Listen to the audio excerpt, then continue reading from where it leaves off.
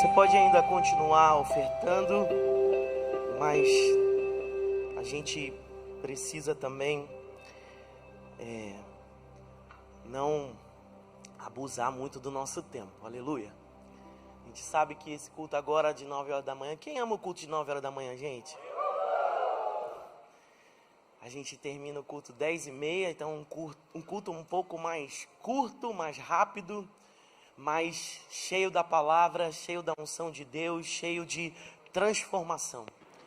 E nessa manhã, e na verdade eu ainda nem sabia que eu iria pregar, mas desde o início da semana eu venho com um texto no meu coração que remete a falar sobre salvação. Hoje nós iremos falar da mensagem mais poderosa e mais preciosa que o Evangelho tem, que é a cruz de Cristo Jesus. Porque a cruz de Cristo Jesus, ela tem poder para salvar. Pregar sobre a cruz de Cristo Jesus não é somente para quem ainda não conheceu o Evangelho, mas a cruz deve estar presente na vida também da igreja. Porque a igreja também precisa carregar essa mensagem que é poderosa. Porque o poder da salvação está naquilo que aconteceu na cruz do Calvário. Porque foi pela morte de Cristo Jesus que nós recebemos a vida e a vida eterna. Então essa mensagem, ela precisa nessa manhã entrar no nosso coração e romper, irmãos, com toda a barreira que possa existir de dúvidas dentro de nós. Com todo o sentimento de estar se esperando dessa terra aquilo que somente a eternidade pode nos dar, porque paz, alegria, regozijo só pode ser encontrado na pessoa de Jesus Cristo e a obra que Ele realizou na cruz do Calvário. Porque se nós não amarmos a mensagem da cruz, nós seremos enganados por qualquer ideia e proposta humana. Porque para falarmos de cruz, nós temos que falar de morte. Porque para falar de cruz, nós precisamos falar de arrependimento. Para falar de cruz, eu preciso falar de mudança. Para falar de cruz, eu preciso falar de ressurreição. E eu quero convidar você a abrir a sua Bíblia em Lucas, no capítulo 22, a partir do verso 44.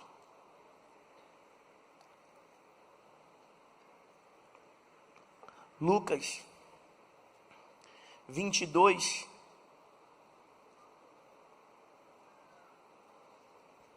no verso 44.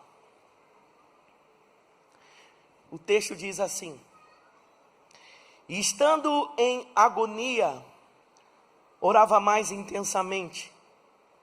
E aconteceu que o seu suor se tornou como gotas de sangue caindo sobre a terra. Levantando-se da oração, foi ter com os discípulos, e os achou dormindo de tristeza. E disse-lhes: Por que estáis dormindo? Levantai-vos e orai, para que não entreis em tentação. Curva a sua cabeça.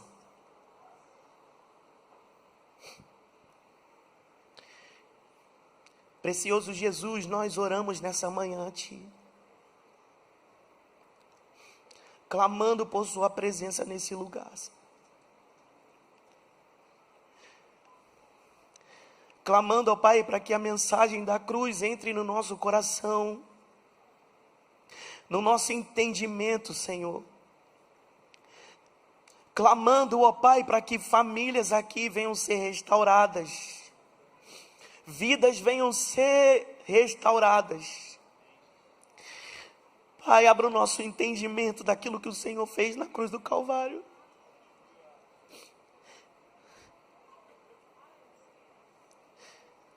Porque um dia, ó Pai, o Senhor pagou um alto preço por nós.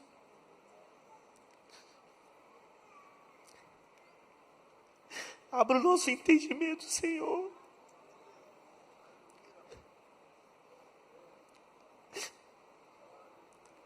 Não nos deixe, ó Pai, ficar perdidos, ó Deus. Nós não queremos ser egoístas. Nós não queremos estar na igreja e estarmos perdidos. Mas nós queremos, ó Pai, viver a realidade da cruz do Calvário. E aquilo que o Senhor fez, ó Pai, por cada um de nós.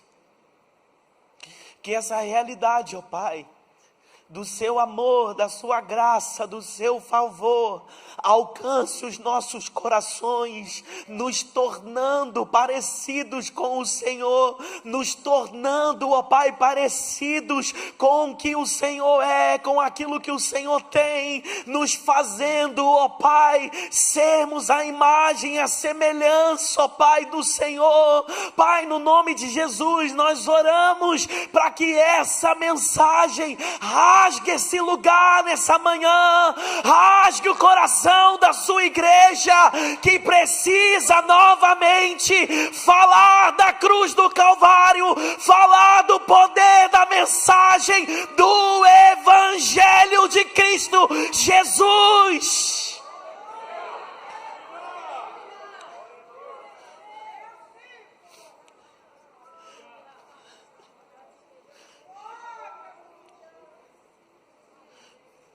Abaixou quando orobou labacete.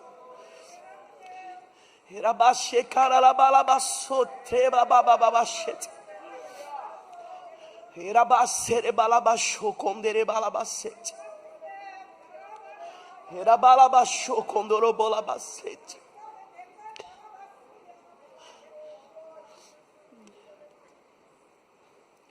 No nome de Jesus.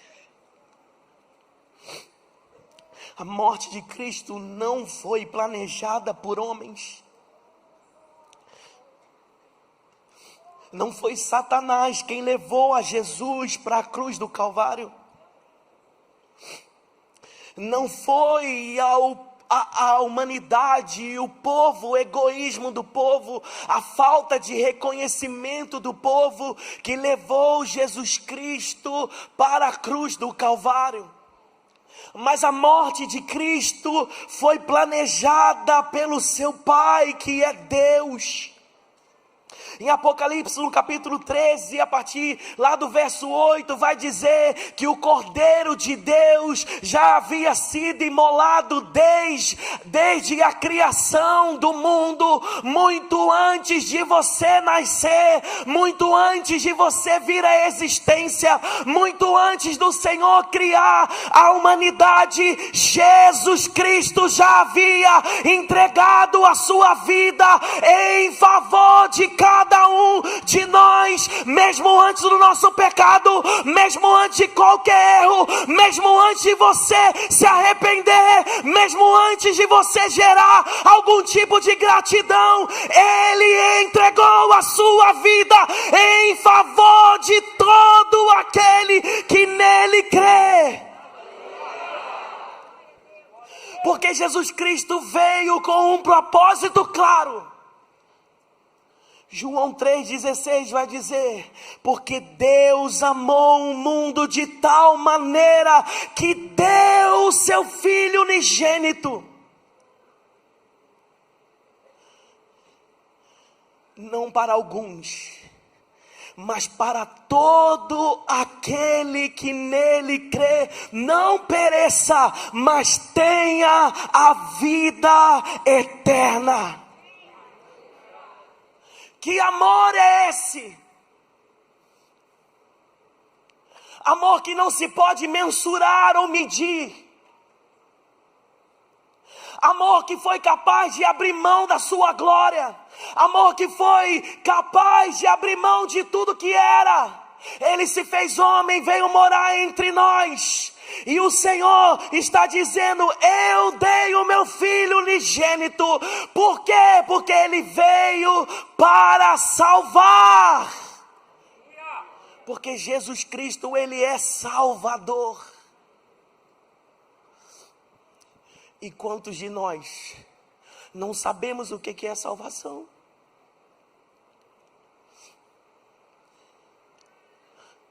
Porque a primeira coisa que a salvação te faz é te dar a eternidade.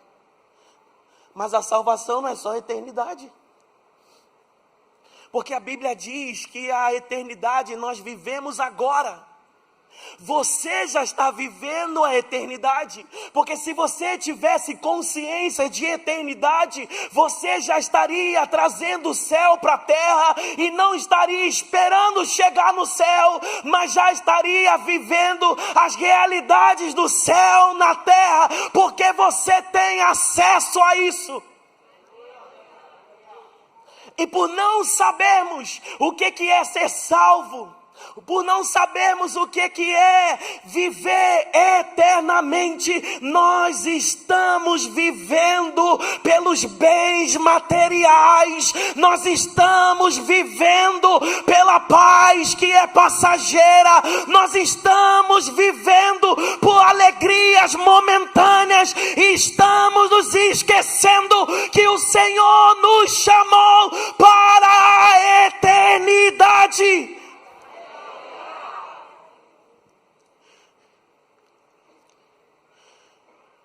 Porque se a gente tivesse consciência de eternidade, a gente estaria cuidando melhor da nossa casa.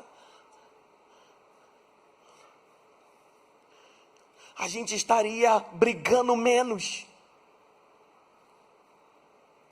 Porque que sabe quando muitos querem ter consciência da eternidade, quando uma pessoa se vai. E o Senhor não te chamou para você conhecer a eternidade em túmulos. Porque Ele morreu para que nós tenhamos vida, e vida em abundância.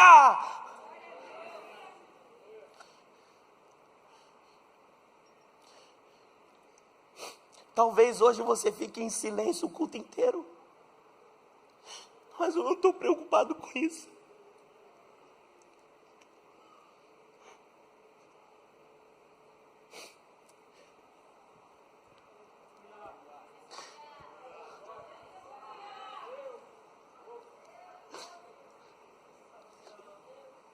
Porque o meu desejo, irmão, é que a gente aprenda a viver como pessoas eternas. Que nós sejamos uma igreja preocupada com aquilo que Jesus está preocupado.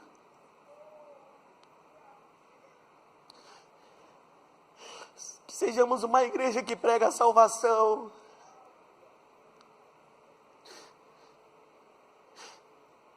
Que está preocupada com os perdidos.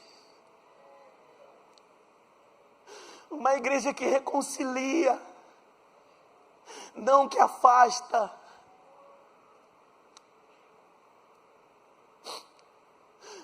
Uma igreja que está preocupada em ser o corpo de Cristo na terra, e não preocupada em se destacar individualmente.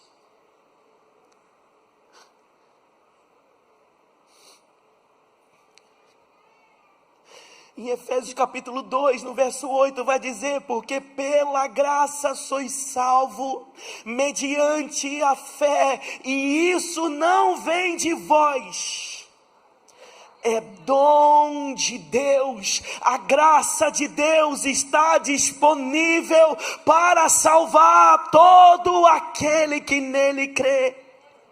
Não importa qual seja o passado ou o tamanho da desordem que alguém possa estar.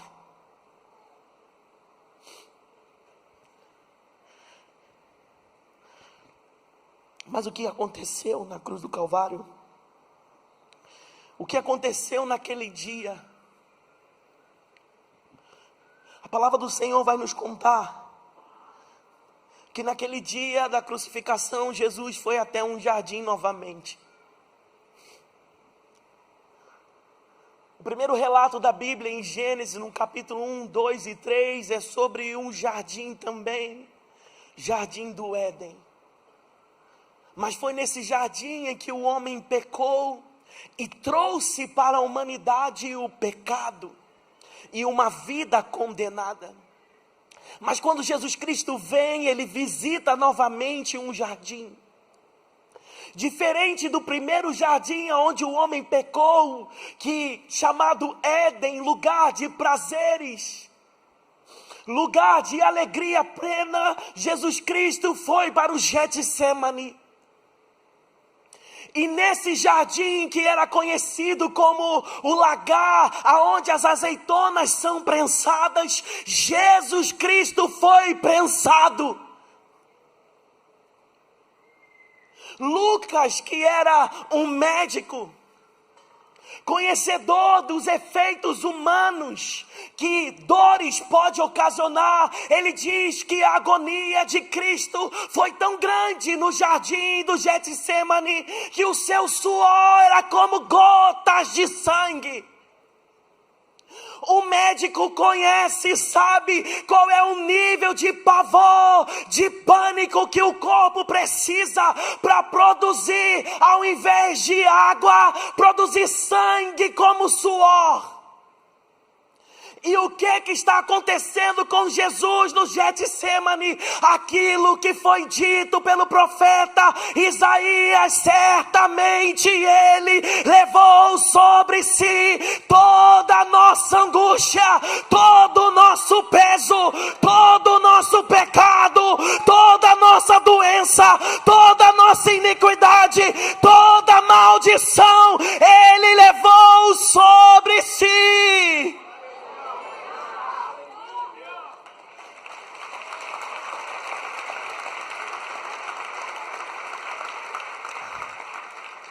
E nós precisamos entender isso, porque a dor que ele está sentindo, o peso que ele está recebendo não é dele, é meu, é seu. O choro dele é seu, a angústia dele é nossa. Jesus está sendo prensado como uma azeitona até que saia azeite. A ira de Deus caiu sobre Jesus, para que a gente não experimente a ira de Deus. Ele pagou o preço do pecado, para que a gente não precise pagar esse preço mais. E por que viver uma vida como se nós ainda fôssemos escravos? Por que viver uma vida de condenação longe de Jesus? Porque salvação não é por boas obras.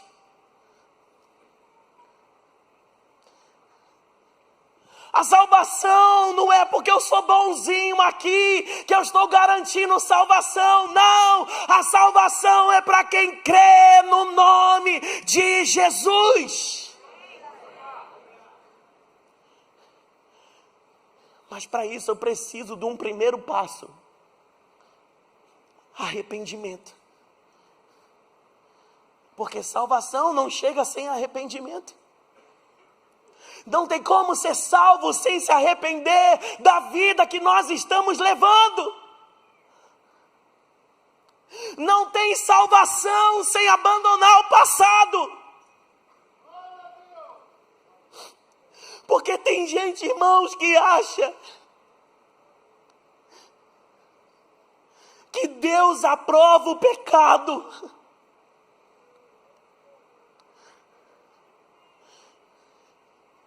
Entrou para a igreja, mas continua com a mesma vida de pecado. Não honra sua esposa, não honra o seu marido, não honra os seus filhos. E está achando que Deus, com a sua graça, vai salvar, mas não é isso que a palavra do Senhor diz.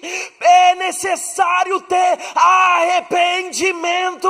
Sem arrependimento não tem salvação. E o que é se arrepender? É abandonar. O que é se arrepender? É abandonar práticas. Tem muita gente sendo enganada pelo diabo, porque achando que o fato de estar sendo tentado está pecando. A palavra do Senhor diz que você deve fugir das tentações. O problema não é ser tentado, o problema é cair na tentação. E a gente só é tentado aonde a gente não está decidido. Aonde falta decisão tem tentação, irmão. Aonde não se tem posicionamento tem tentação. Jesus Cristo passa por um julgamento. Em Mateus 27, 27 e 26, vamos ler. Vocês estão comigo? Então Pilatos soltou Barrabás e mandou açoitar Jesus e entregou-o para ser crucificado. O açoitamento humano é um castigo terrível, cruel. Os condenados eram amarrados em um poste e espancados com um chicote de couro. Esse chicote de couro era entrelaçado com pedaços de osso e metal, que rasgavam a pele e os tecidos, muitas vezes deixando os ossos e o intestino à mostra. Em muitos casos, o próprio açoitamento já era fatal. Os romanos açoitaram Jesus praticamente até a morte. Antes de ser crucificado, ele foi açoitado. Cada açoite que Jesus recebe está dilacerando o corpo dele. Cada açoite que o Senhor Jesus está recebendo está abrindo um caminho para o corpo. Cada fresta aberta em seu corpo está abrindo um caminho. E que caminho é esse? O corpo dele, a carne dele deveria ser rasgada para que eu e você tivéssemos acesso a quem ele é, porque pelas suas feridas, pelas suas pisaduras, nós fomos sarados.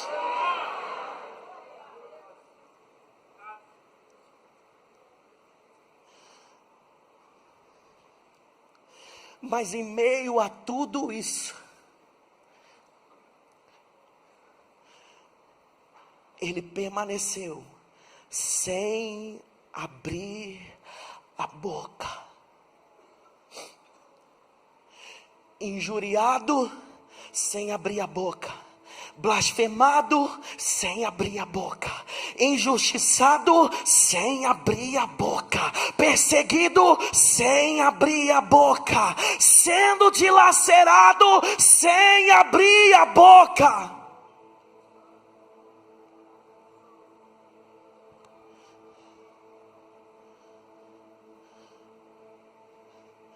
Porque ele havia dito uma frase: Senhor, não faça a minha vontade, faça a sua vontade. Eu não sei se um dia você falou isso para ele. Faça a sua vontade. Porque se um dia você falou isso, não abra a boca para reclamar.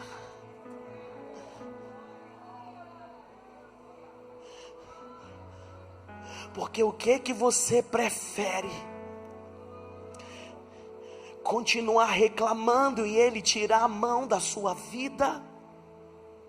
ou você entender que Ele te dá poder na sua fraqueza para suportar,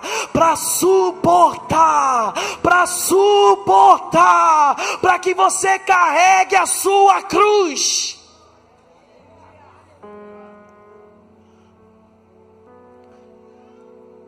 Porque o evangelho poderia ser assim: não precisa carregar mais cruz não, vive a sua vida aí sem se preocupar, não precisa ter compromisso com a igreja não, pode fazer o que você quiser, pode continuar indo para a baladinha, pode continuar bebendo a sua bebidinha escondido, pode continuar enganando pessoas, porque importa é a aparência, o que importa é o que as pessoas estão vendo pelo lado de fora, mas não é esse o evangelho da cruz. O evangelho continua sendo: pegue a sua cruz, carregue ela, renuncie, aguarde com esperança, porque Ele já está vindo.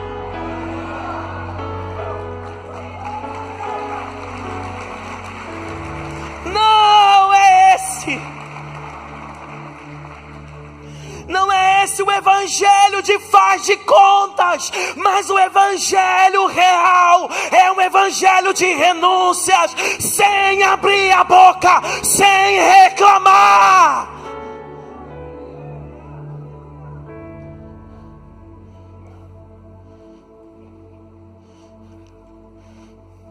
Jesus Cristo é colocado na cruz do Calvário, e do seu lado existem dois malfeitores. Quando nós olhamos para a cena, são 3 cruzes. Cristo está no meio dela. Isso aponta de que se não for por intermédio dele, se não for pelo meio de Cristo, se não for por intermédio de Cristo, não tem como ser salvo.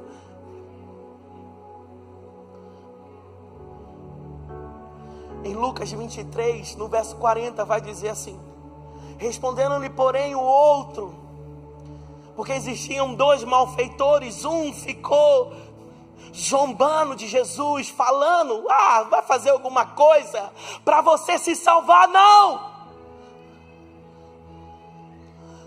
Mas o outro respondendo-lhe porém repreendeu, dizendo: nem ao menos temes a Deus,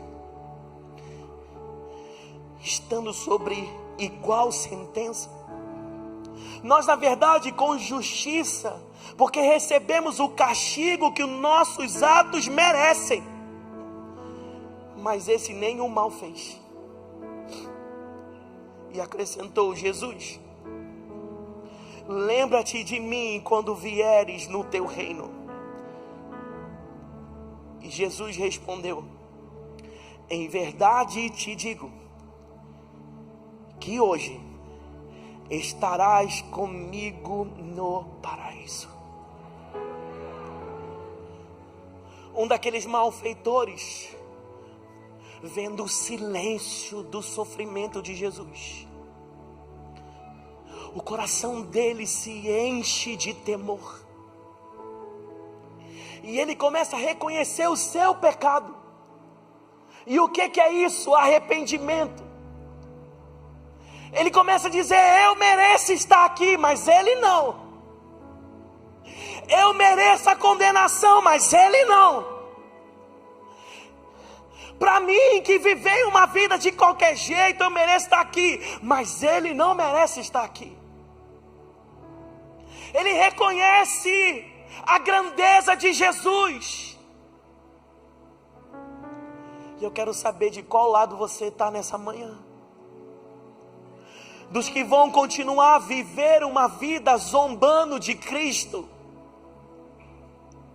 Não, porque eu até falo que eu acredito em Jesus, mas se não entrega a sua vida, se não se arrepende, continua zombando com as suas atitudes, longe de Jesus, da mesma maneira que esse ladrão na cruz.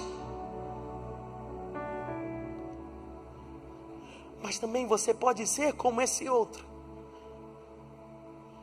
que olha para Jesus e fala: eu quero a sua vida. Eu estou cansado da minha, eu quero a vida que você tem. Eu quero a salvação que você tem. Oh, meu irmão, deixa eu falar uma coisa. Você poderia estar pulando dessa cadeira se eu estivesse falando coisas de bênção, coisas que você iria receber. Eu sei disso.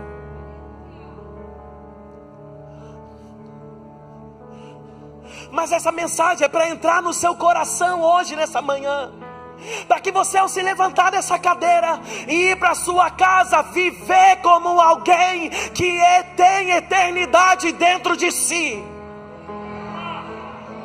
Alguém que sabe que vale a pena abrir mão, que vale a pena renunciar, que vale a pena dizer não para o pecado e sim para Jesus.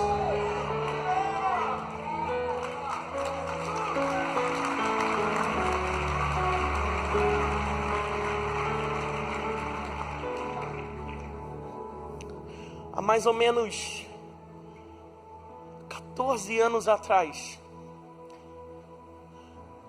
eu estava numa escola de adoração, e naquele ambiente, o pregador era o Juliano Som, e ele leu um texto que marcou minha vida para sempre. E esse texto é um texto de um médico que faz um relato sobre a morte de Cristo Jesus.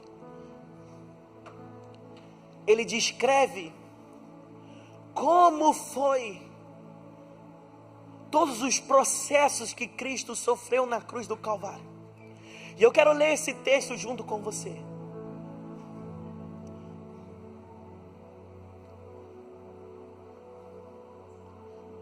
E quando eu estiver lendo, eu gostaria que você fechasse seus olhos e deixasse que o Espírito Santo produzisse as imagens em seu coração. Porque a morte de Cristo fala da sua vida. E quando nós entendemos o tamanho desse amor que Cristo Jesus tem por nós, e o quanto Ele nos ama, a gente não vai perder tempo com outros amores. Eu gostaria de ler, e enquanto eu leio, você permita o Espírito Santo falar com você. Um texto que diz assim: sou um cirurgião e dou aulas há algum tempo. Por 13 anos vivi na companhia de cadáveres, e durante a minha carreira estudei anatomia a fundo. Posso, portanto, escrever sem presunção a respeito da morte como aquela. Jesus entrou em agonia no Getsêmani e o seu suor tornou-se como gotas de sangue a escorrer pela terra. O único evangelista que relata o fato é o médico Lucas, e ele faz com a precisão de um clínico. O suar sangue ou hemaditrose é um fenômeno raríssimo. É produzido em condições excepcionais. Para provocá-lo é necessário uma fraqueza física, acompanhada de um abatimento moral violento, causado por uma profunda emoção e por um grande medo. O terror, o susto, a angústia terrível de sentir-se carregando todos os pecados dos homens deve ter esmagado Jesus. Tal tensão extrema produz o rompimento de finíssimas veias capilares que estão sobre as glândulas sudoríparas. O sangue se mistura com o suor e se concentra sobre a pele, e então escorre pelo corpo até a terra. Conhecemos a farsa do processo preparado do Sinédrio hebraico. O envio de Jesus a Pilatos, o desempate entre o procurador romano e Herodes. Pilatos cede e então ordena a flagelação de Jesus. Os soldados despojam Jesus e o prendem pelo pulso à coluna de um pátio. A flagelação se efetua com tiras de couro múltiplas, sobre as quais são fixadas bolinhas de chumbo e pequenos ossos. Os carrascos devem ter sido 2, um de cada lado, de diferentes estaturas. Golpeiam com chibatadas a pele, já alterada por milhões de microscópicas hemorragias de suor de sangue. A pele se dilacera e se rompe. A cabeça de Jesus fica como uma vertigem.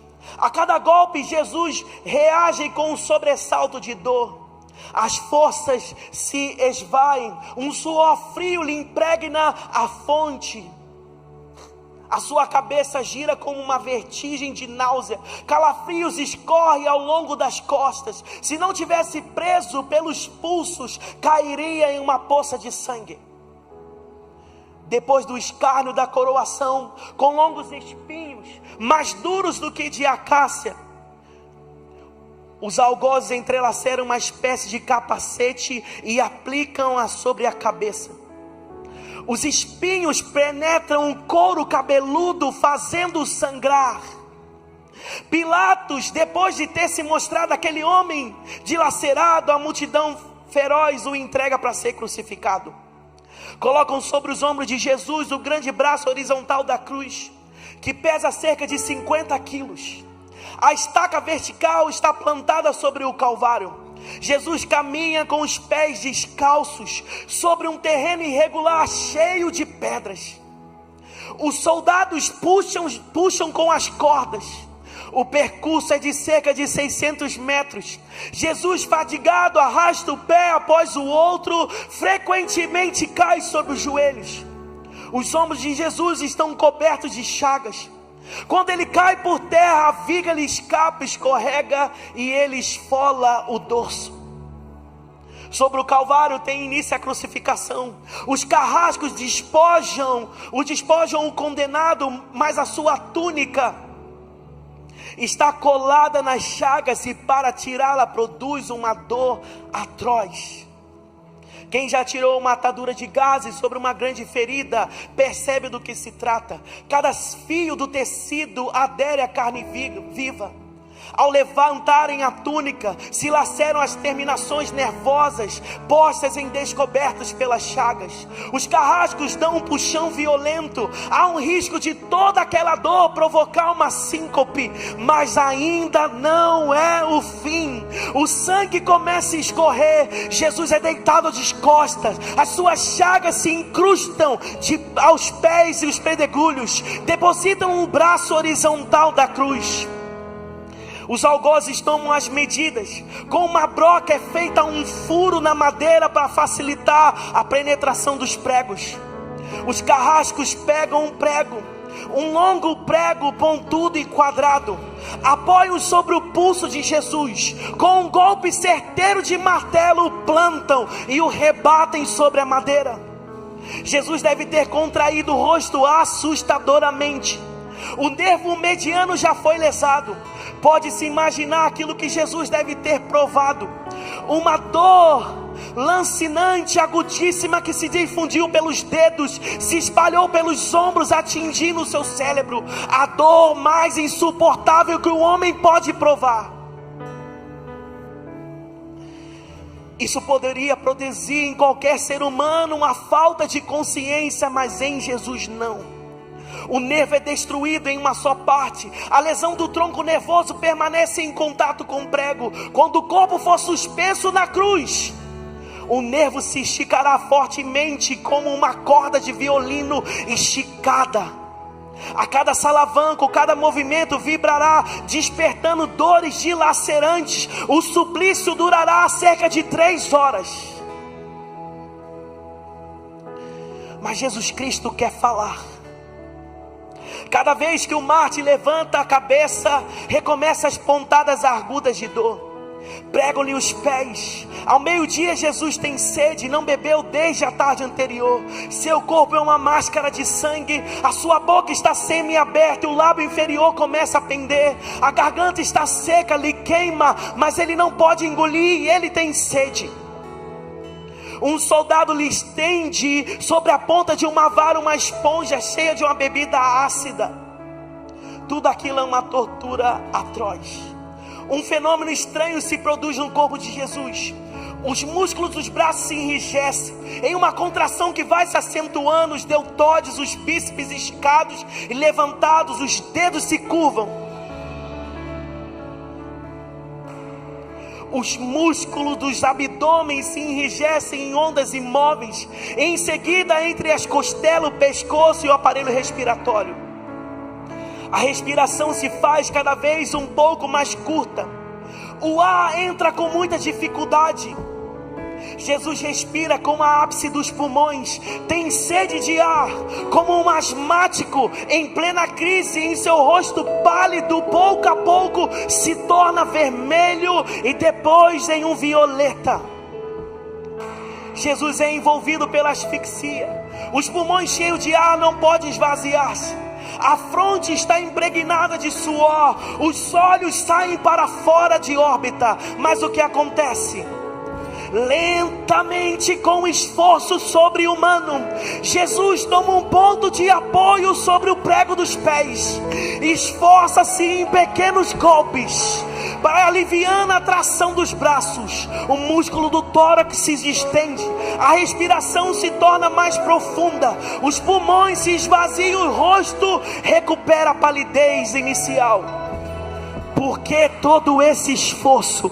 Porque Jesus quer falar: Pai, perdoa-lhe, porque eles não sabem o que fazem. Logo em seguida o corpo começa a afrouxar-se de novo e a asfixia recomeça. Foram transmitidas 7 frases pronunciadas por ele na cruz. Cada vez que quer falar, deverá elevar-se tendo como apoio o prego dos pés. E isso é inimaginável. Atraídas pelo sangue que ainda escorre pelo seu corpo, um enxame de moscas unem ao seu redor, mas ele não pode enxotá-las. Pouco depois o céu escurece e o sol se esconde. De repente a temperatura diminui. Logo serão 3 da tarde.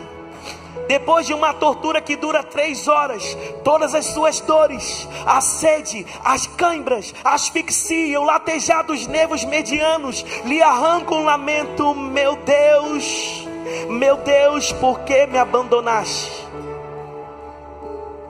E Jesus grita: tudo está consumado. E em seguida, num grande brado, diz: Pai, em tuas mãos entrego o meu espírito. E morre em meu lugar e no seu lugar.